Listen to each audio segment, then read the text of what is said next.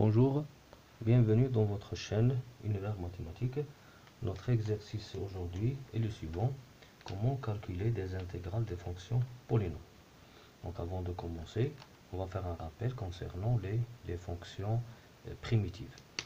On sait par exemple que si petit f est une fonction, sa fonction dérivée, on le note f', et si la fonction est petit f, sa fonction primitive est grand F.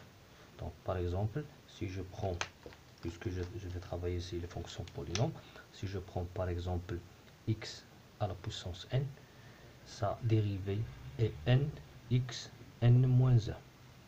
C'est comme ça qu'on calcule la dérivée des fonctions polynômes. Et si xn c'est la fonction f, une des fonctions primitives c'est x, ou bien tous les primitifs de cette fonction sont xn plus 1 sur n plus 1 plus une constante. Donc par exemple, je vais utiliser ici un intégral. Si je veux calculer un intégral, je ne vais pas utiliser la fonction primitive et la fonction dérivée, mais je vais utiliser la fonction primitive. Ici, on a primitive. Ici, dérivée. Donc, par exemple, je veux calculer l'intégrale i, par exemple, c'est l'intégrale de 0 à 1 de x4 dx. Donc, pour calculer cette intégrale, donc, on voit que le x4 ici, c'est xn, avec le n égale 4. Donc, la primitive, c'est xn plus 1 sur n plus 1. Donc, qu'est-ce que je vais écrire ici? Je vais écrire entre accolades la primitive de x à la puissance 4, qui est x4 plus 1, c'est 5, sur 5, entre 0 et 1. Et avant de continuer, je peux vérifier quelle est la dérivée de x5 sur 5. La dérivée de x5 ici, c'est 5x4. Le 5 avec le 5, ça va se simplifier, ça va rester x4. Donc la primitive de x4, c'est x5 sur 5. La dérivée de x5 sur 5, c'est x4. Et je vais enfin calculer le x5 sur 5, je vais remplacer par le 1, ça va donner 1 à la puissance 5 sur 5, moins 0 à la puissance 5 sur 5, ça va donner 1 cinquième.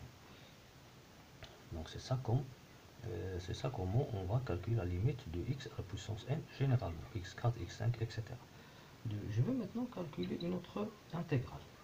Par exemple, l'intégrale de 0 à 1 de 3x5. Donc je vais ici faire apparaître un nombre. Donc, comment calculer cette intégrale? J'ai, comme je vois ici, j'ai le x5. C'est semblable comme le x4, c'est le xn. Mais ici, j'ai un 3.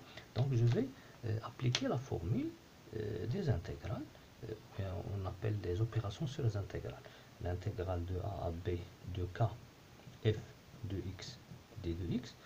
Si je veux calculer un intégral d'une fonction et cette fonction elle est multipliée par un nombre réel, alors je peux faire sortir le k en dehors de cette intégrale et calculer l'intégrale de f de x d de x. C'est comme ça que je vais utiliser.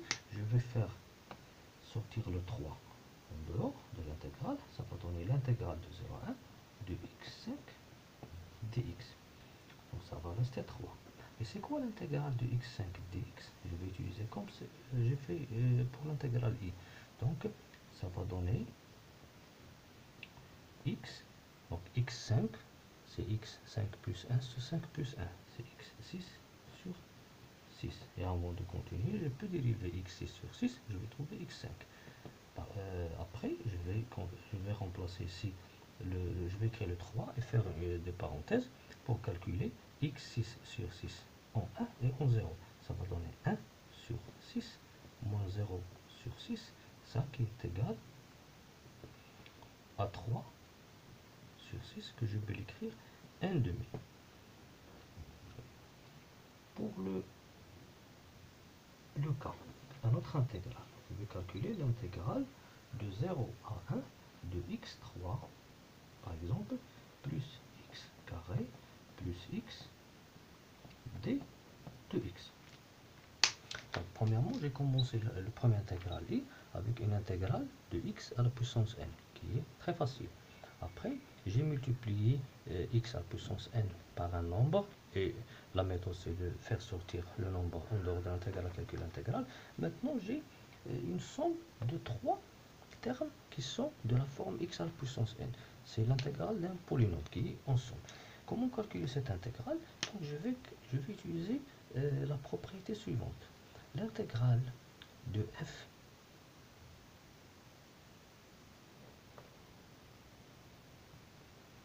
plus g de x d de x est égale à l'intégrale de f plus l'intégrale de g. C'est-à-dire, si j'ai une somme, je peux la décomposer. Par exemple, ici, j'ai l'intégrale de x3 plus x carré plus x. Je vais la décomposer en trois intégrales. L'intégrale de 0 à 1 de x3 d de x, plus l'intégrale de 0 à 1 de x carré d de x, plus l'intégrale de 0 à 1 de x d de x. Et je vais calculer chaque intégrale.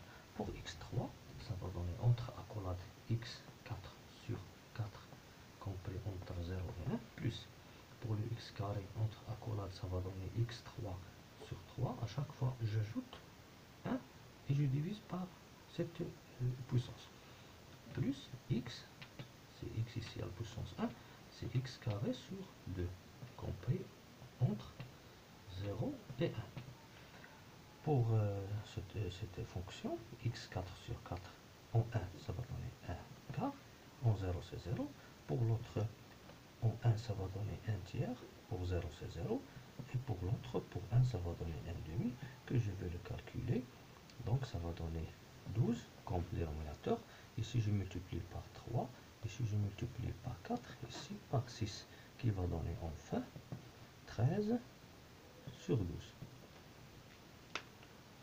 Maintenant, je vais calculer le dernier intégral, l'intégrale de 0 à 1, par exemple, de 2x3 moins x au carré plus 6, par exemple, d de x. Donc oui, ici, de même, je vais décomposer cette somme. Donc, je vais écrire premièrement l'intégrale de 0 à 1 de 2x3, que je vais l'écrire comme l'intégrale j de l'intégrale de 0 à 1 de x3 d de x. Ici, je vais écrire plus l'intégrale de moins x au carré. Le moins, c'est un moins 1. Donc, je vais le faire sortir aussi. Moins l'intégrale de 0 à 1 de x carré d de x. Plus 6, je vais la faire sortir, écrire l'intégrale de 0 à 1 de d de x. Donc, pour vérifier cette expression, 2x3 moins x au carré plus 6. 6 fois 6. Donc, je vais maintenant fixer le 2 et calculer l'intégrale de x3. L'intégrale de x3, c'est x4 sur 4. x4 sur 4.